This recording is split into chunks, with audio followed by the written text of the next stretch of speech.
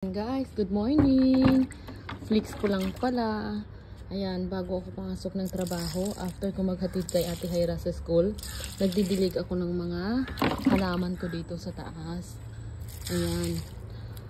Sa Pilipinas din po, mahilig din po kami sa halaman. Ayan po. Oh, di ba?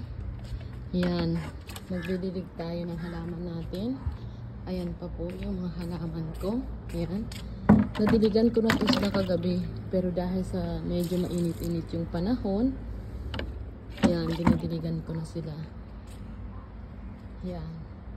Yan po sila. Ito ang pinaka-favorite ko sa lahat, oh, yung jade na yan. Tapos, nagtanim pala ako, nagtanim ng, yan, anong tawag dyan? Talbos ng kamote. O yan, umaakyat na siya, oh. Yan. Tapos yung mga bugumbilya ko, yung iba hindi pa na tubo, yan siya muna. Okay? Yan. Ang gaganda.